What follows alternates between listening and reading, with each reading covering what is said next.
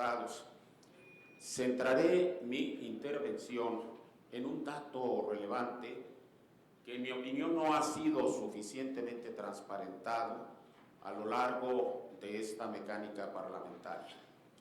Me refiero a los límites jurisprudenciales establecidos por la Suprema Corte de Justicia de la Nación para la legalidad, operación y funcionamiento de la modalidad del autoabastecimiento. Comenzaré diciendo que como consecuencia de los compromisos asumidos por el gobierno de Carlos Salinas de Gortari en el marco del Telecán, el 23 de diciembre de 1992 se reformó la Ley del Servicio Público de Energía Eléctrica para establecer que la generación de energía eléctrica para el autoabasto no era constitutiva del servicio público de electricidad.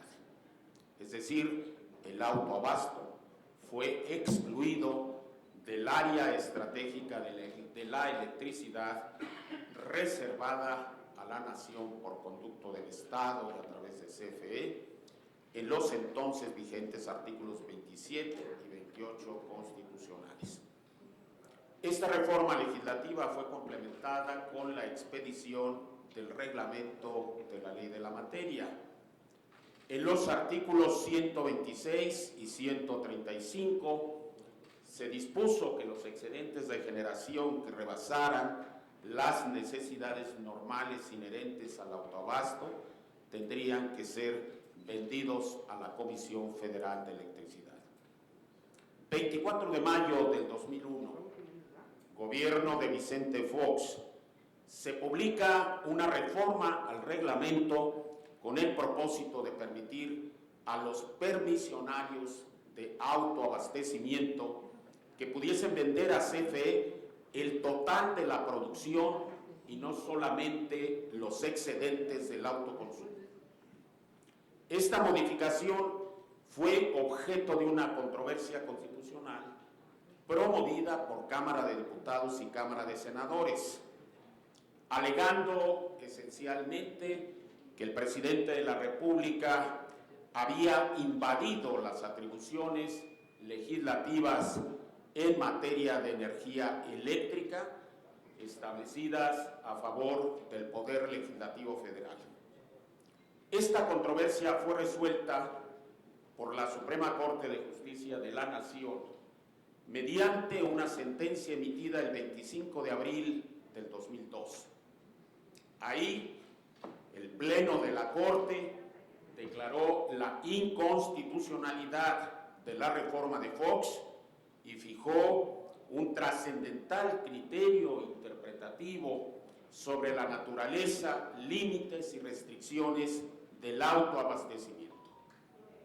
Dado que se trata de una sentencia emanada de una controversia constitucional, este fallo adquirió el rango jerárquico de jurisprudencia y por lo tanto es norma de observancia obligatoria.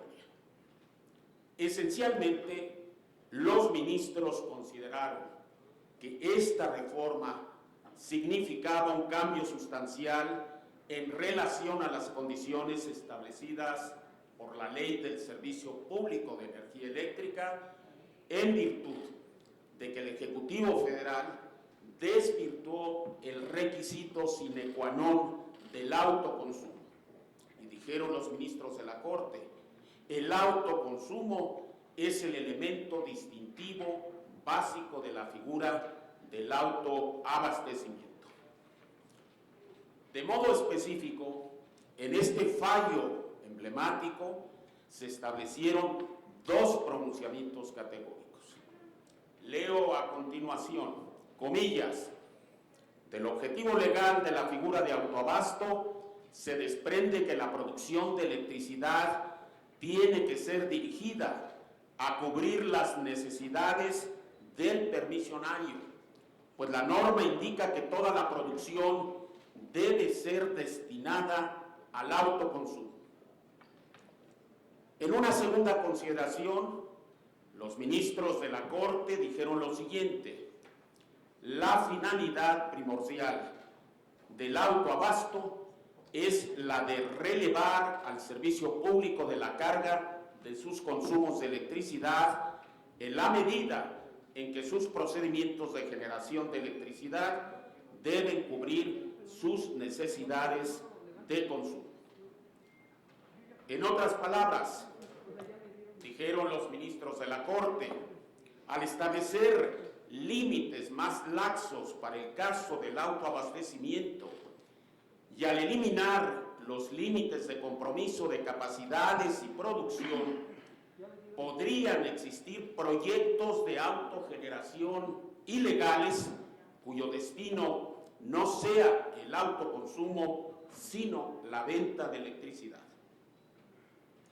Por su parte, la Auditoría Superior de la Federación, en el contexto de la revisión de la Cuenta Pública 2004, se abocó a la revisión de permisos de autoabasto y, derivado de ello, emitió un informe especial de revisión de situación excepcional, en donde a la letra se dispuso lo siguiente, comillas, las sociedades de autoabasto que no generan energía eléctrica para el autoconsumo, sino para su venta a terceros encubiertos como socios, cometen fraude a la ley que daña las finanzas de la CFE y propician el surgimiento de un mercado eléctrico que no está previsto en el sistema jurídico nacional.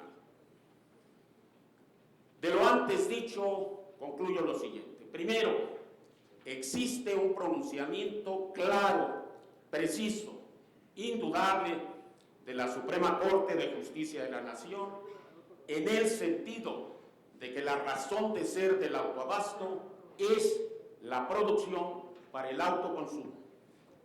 Segundo, de este criterio jurisprudencial se deduce que la generación para la venta a terceros disfrazados de socios es contraria a la esencia y límites legales del autoabastecimiento, postura que de manera absolutamente indubitable ha sido avalada por la Auditoría Superior de la Federación. Consecuentemente, tercero, los permisos de generación que amparan ese fraude a la ley son total y definitivamente ilegales. Consecuentemente, es falsa de toda falsedad la versión propalada por voceros empresariales en el sentido de que la Corte ya había declarado válidos o legales los autoabastos irregulares. Concluyo diciendo, todo lo anterior explica y justifica por qué razón dentro de la iniciativa presidencial se está planteando la insubsistencia de los autoabastos irregulares. Muchas gracias. Muchas gracias, doctor Raúl.